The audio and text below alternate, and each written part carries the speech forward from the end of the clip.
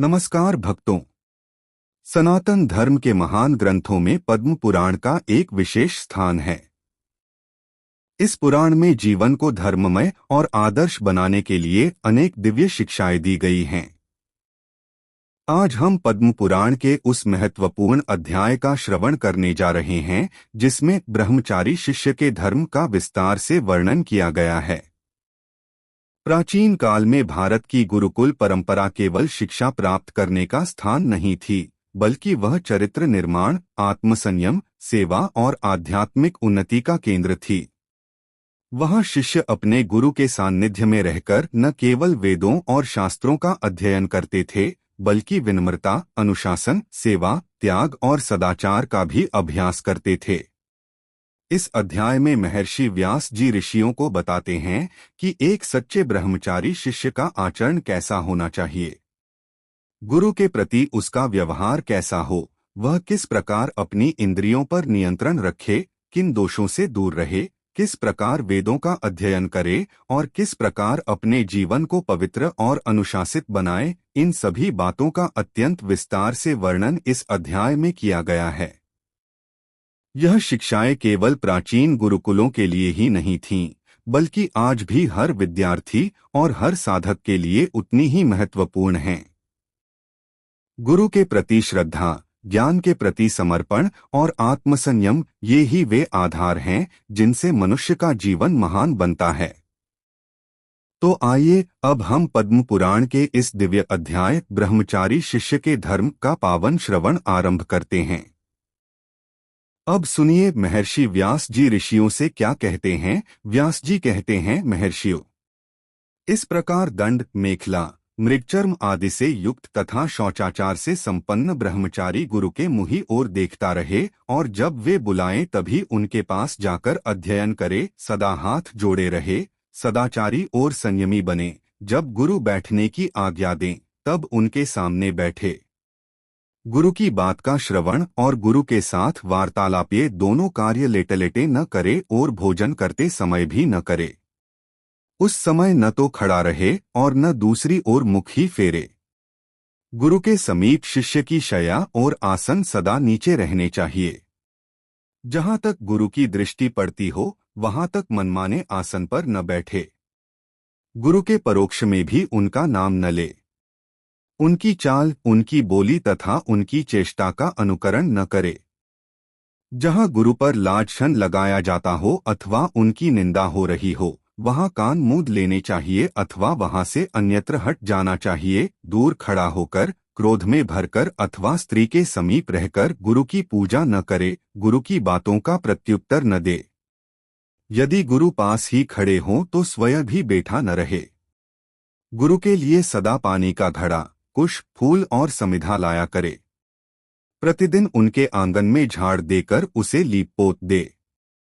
गुरु के उपभोग में आई हुई वस्तुओं पर, उनकी छाया, खड़ाऊ, जूते, आसन तथा छाया आदि पर कभी पैर न रखे। गुरु के लिए दांतन आदि ला दिया करे।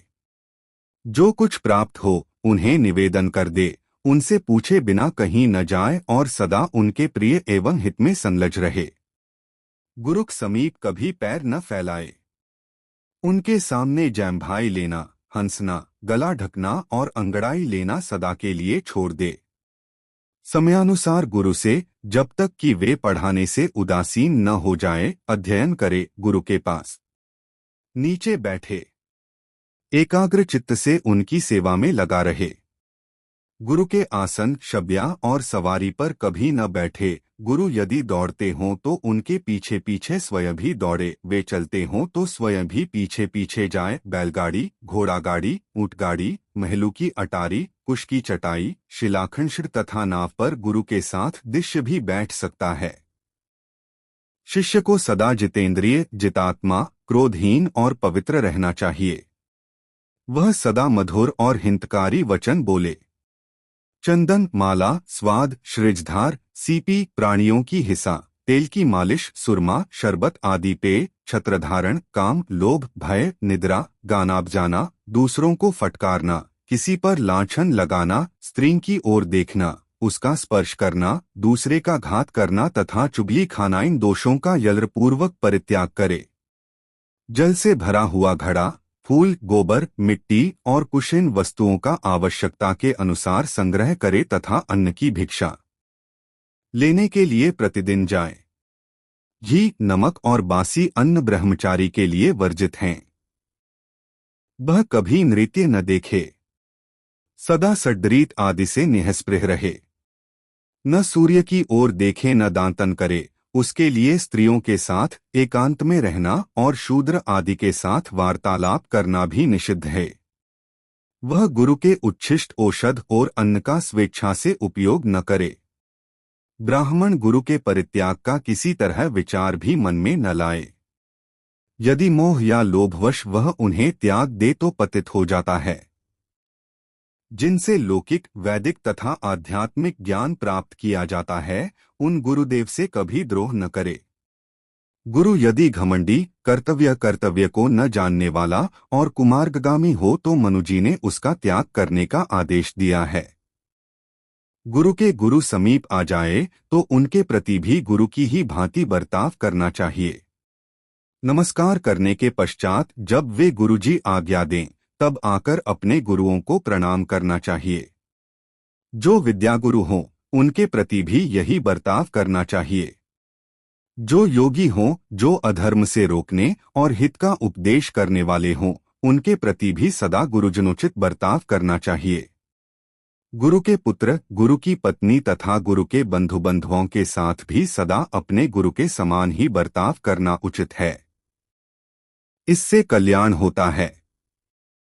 बालक अथवा शिष्य यज्ञ कर्म में माननीय पुरुषों का आदर करे। यदि गुरु का पुत्र भी पढ़ाए तो गुरु के समान ही सम्मान पाने का अधिकारी है। किंतु गुरुपुत्रन के शरीर दबाने, नहलाने, उच्छिष्ट भोजन करने तथा चरण धोने आदि का कार्य न करे। गुरु की स्त्रियों में जो उनके समान वर्ण की हों, उनका गुरु की भांति सम्मान करना चाहिए तथा जो समान वर्ण की न हो, उनका अभ्युत्थान और प्रणाम आदि के द्वारा ही सत्कार करना चाहिए। गुरुपली के प्रति तेल लगाने, नहलाने, शरीर दबाने और केशों का श्रृंगार करने आदि की सेवा न करे। यदि गुरु की स्त्री युवती हो तो उसका चरण स्पर्श करके प्रणाम नहीं करना चाहिए, अपितु मैं अमुक हूँ यह कहकर पृथ्वी पर ही मस्तक टेकना चाहिए।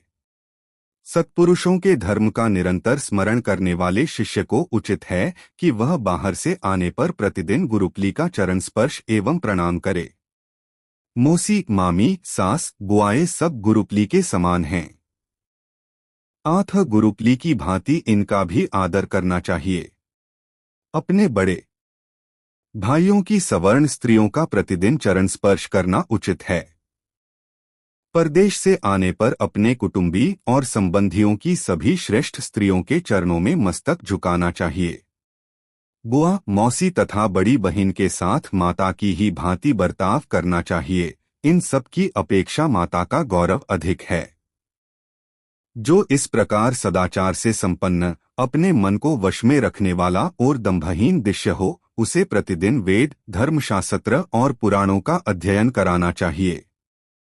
जब शिष्य साल भर तक गुरुकुल में निवास कर ले और उस समय तक गुरु उसे ज्ञान का उपदेश न करे तो वह अपने पास रहने वाले शिष्य के सारे पापों को हर लेता है। आचार्य का पुत्र, सेवापरायण, ज्ञान देने वाला, धर्मात्मा, पवित्र, शक्तिशाली, अन्न देने वाला, पानी पिलाने वाला, साधु पुरुष और अपना दिशय 10 प्रकार के पुरुष धर्मतः पढ़ाने के योग्य हैं। कृतज्ञ, द्रोह न रखने वाला, मेधावी, गुरु बनाने वाला, विश्वासपात्र और प्रिय 6 प्रकार के द्विज विधिपूर्वक अध्ययन कराने के योग्य हैं। शिष्य आचमन करके संयमशील हो उत्तराभिमुख बैठकर प्रतिदिन स्वाध्याय करे। गुरु के चरणों में प्रणाम करके उनका मुंह जोहता रहे। जब गुरु कहें सौम्य आओ पढ़ो तब उनके पास जाकर पाठ पढ़े और जब वे कहें कि अब पाठ बंद करना चाहिए तब पाठ बंद कर दे। अग्नि के पूर्व आदि दिशाओं में कुश बिछाकर उनकी उपासना करे। 3 प्राणायामों से पवित्र होकर ब्रह्मचारी 3 कार के जप का अधिकारी होता है।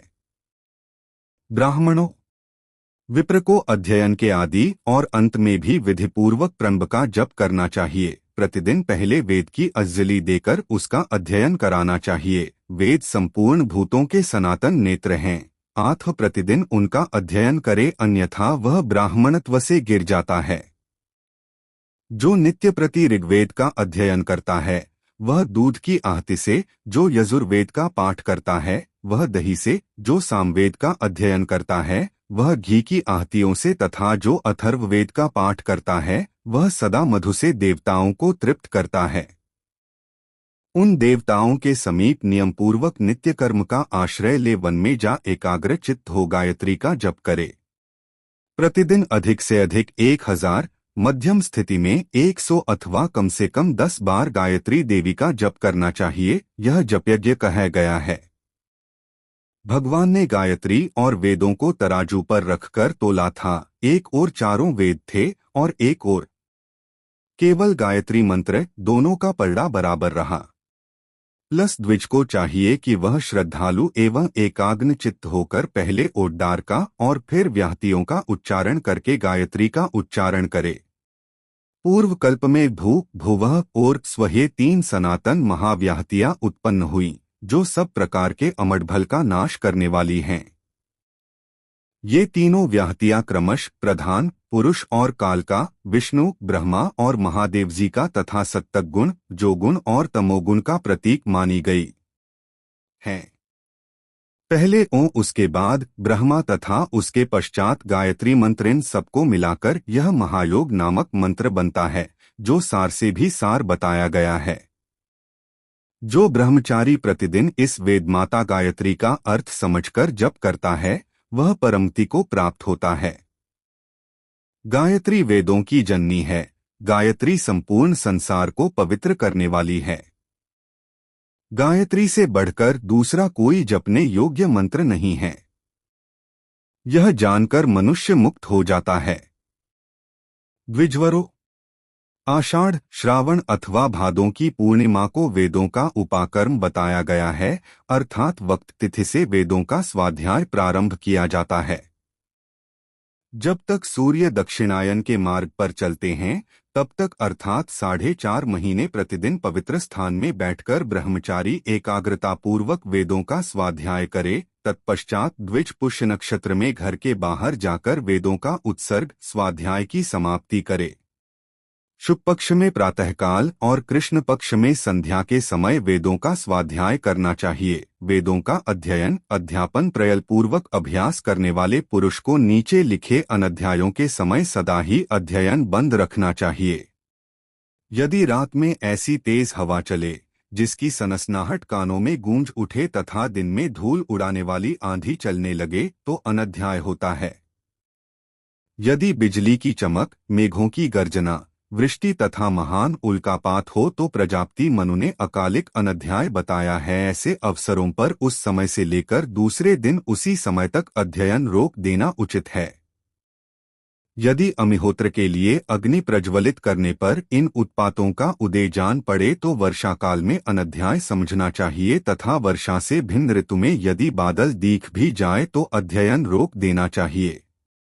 वर्षा ऋतु में और उससे भिन्न काल में भी यदि उत्पात सूचक शब्द, भूकंप, चंद्र सूर्यादि ज्योतिर्मय ग्रहों के उपद्रव हों तो अकालिक उस समय से लेकर दूसरे दिन उसी समय तक अनध्याय समझना चाहिए।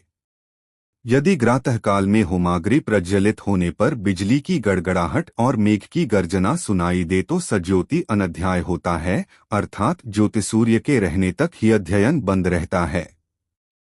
इसी प्रकार रात में भी अग्नि प्रज्वलित होने के पश्चात यदि उक्त उत्पात हो तो दिन की ही भांति सज्योति ताराओं के दिखने तक अनध्याय माना जाता है।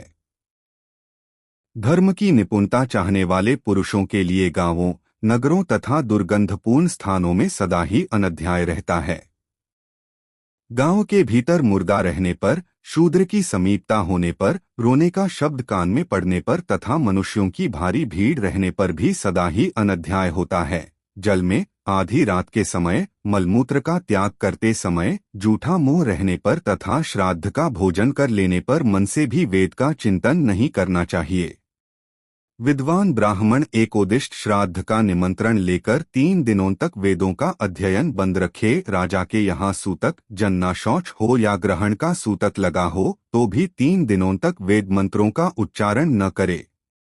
एकोदिष्ट में सम्मिलित होने वाले विद्वान ब्राह्मण के शरीर में जब तक श्राद्धंकन चचदन की सुगंध और लेप रहे तब तक वह वेद मंत्र का उच्चारण न करे। लेटकर, पैर फैलाकर, घुटने मोड़कर तथा श्रीद्र का श्राद्धात्म भोजन करके वेदाध्ययन न करे। कोहरा पड़ने पर, बाण का राब्ध होने पर, दोनों संध्याओं के समय, अमावास्या, चतुर्दशी, पूर्णिमा तथा अष्टमी को भी वेदाध्ययन निषिद्ध है। वेदों के उपाकर्म के पहले और उत्सर्ग के बाद 3 रात तक अनध्याय माना गया है। अष्टका तिथियों को एक दिन रात तथा ऋतु के अंत की रात्रियों को ही रात भर अध्ययन निषिद्ध है।